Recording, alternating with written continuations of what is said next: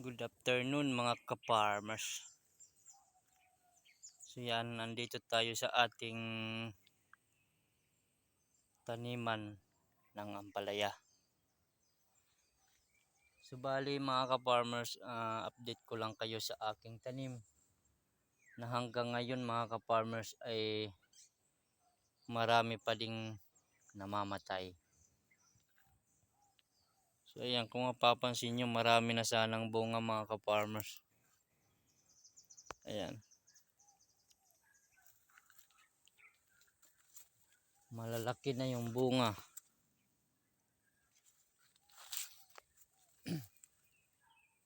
Ito po ay mixed variety. Mestiza F1 at Galaxy Max F2. So bali dun sa kabila mga ka-farmers, yun yung Galaxy Max F2. So dito naman sa kabila yung Mestiza F1.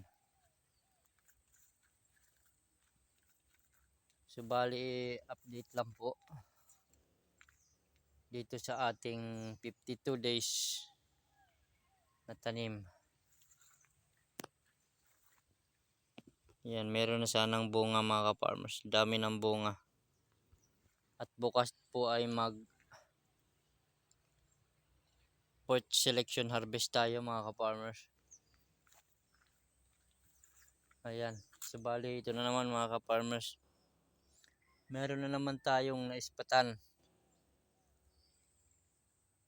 na naglalanta. Ayan, sigurado ito patay na mga ka-farmers. So bali ang mahirap lang ipaliwanag mga ka-farmers kung anong hindi ko po siya mahanap kung anong sakit niya mga ka-farmers.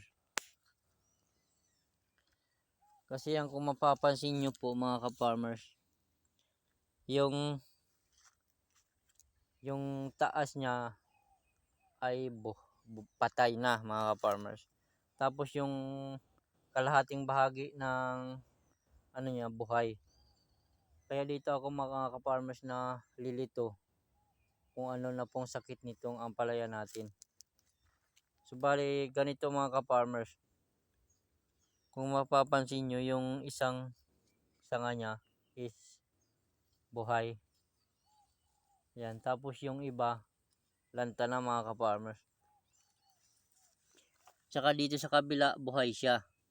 Kaya ang ginagawa ko dito mga ka-farmers is kapag hindi pa siya affected dito hanggang sa baba is pinuputol ko siya dito para magkaroon siya ng sanga dito sa baba at makaka-recover pa. Gaya nito mga ka-farmers, meron na naman siyang sanga galing dito sa baba. So bali kapag pinutol natin to, ito na naman yung magiging ano niya, yung pinaka ano niyang baging mga ka-farmers. So bali kung baka po alam nyo kung anong, baka po naka-experience na kayo ng ganito. So yan mga ka-farmers, yung ano niya, yung baging niya ay parang pinisil.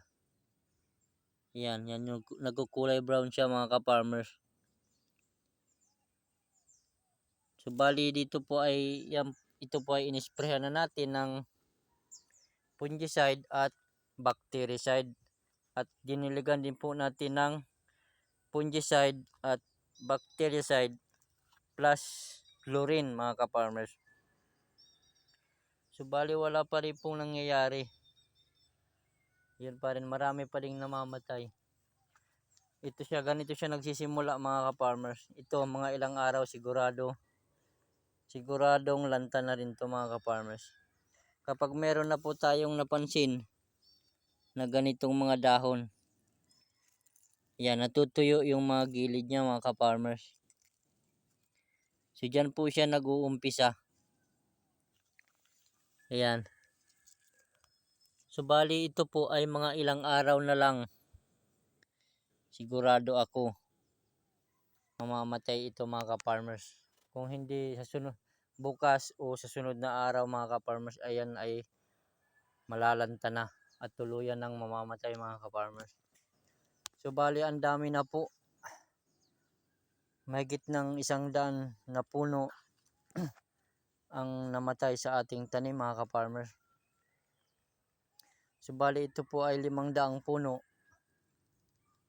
Siguro ngayon ay mahigit na lang 300 na puno mga ka-farmers, kasi nga mahigit ng 100 yung namatay. So ito pa mga ka-farmers, yan.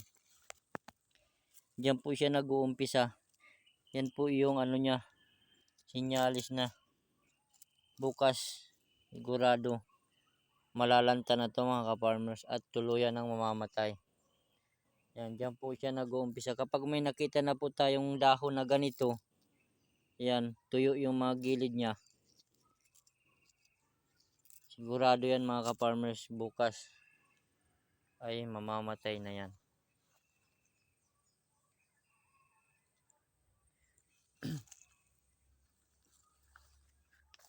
So dito tayo mga ka-farmers sa unahan, mag-ikot po tayo. Kasi marami ako ditong nakikita. Ayan. Ito pa mga ka-farmers. Hindi ko po mahanap kung anong sakit ito. May nakita po tayo na ganito doon sa may napanood po tayo sa YouTube na ganito rin yung sakit ng ampalaya niya. So nagdilig siya ng bactericide at inisprehan niya din ng fungicide at bactericide. So ewan ko mga ka-farmers kung naayos. Ayan. Marami na sanang bunga mga ka-farmers. Yan, ang lalaki. Laki ng bunga.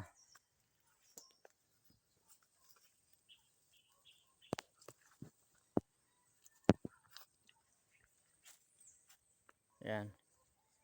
Bukas po ay magsiseleksyon tayo. Pang-apat na harvest. Ito pa. Patay na yung kalahati niya mga ka-farmers. Yan, kung mapapansin nyo, tuyong-tuyo na yung mga dahon. Pero yung baba niya mga ka-farmers is buhay. Ayan. Kung mapapansin nyo mga ka-farmers, meron na naman siyang mga sanga na galing dito sa baba. Ibig sabihin, hindi siya affected hanggang sa baba yung kanyang pagkamatay. Wala po dito sa ano niya, sa ugat. Ibig sabihin, ano lang, hanggang dito lang sa kalahati siya mga ka-farmers. Ayan. So kaya ang gagawin natin dyan mga ka-farmers is puputulin na naman natin dito. Ayan.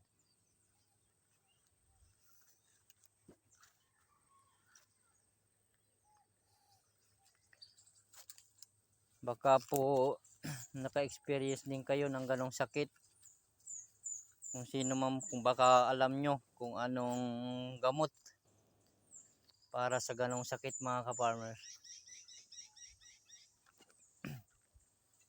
Kasi madami na po tayong gamot na na-apply dito pero wala pa rin nangyayari. Malapit na pong maubos yung ating tanim.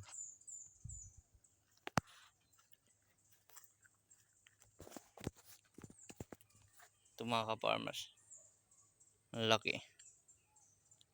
Siguro mga nasa kalahating kilo ito, isang piraso mga ka-farmers. Sayang, ayan, malalaki na. Malalaki na sana. Yan nga lang, namamatay.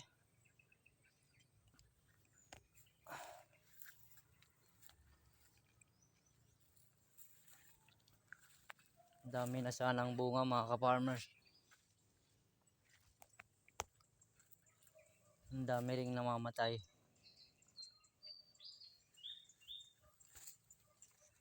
Yan, oh.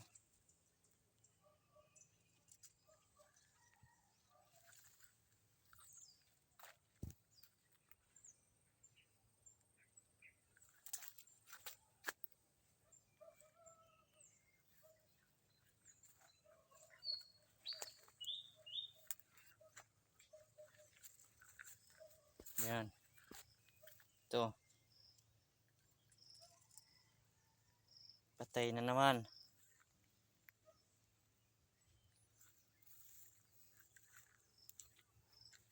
So dyan sa kabila.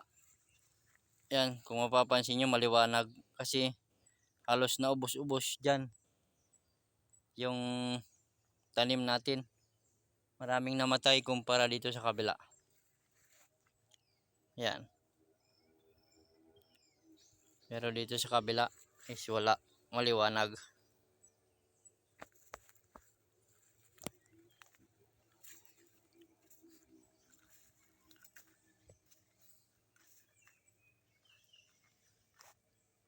Yun lang guys. Maraming thank you. God bless.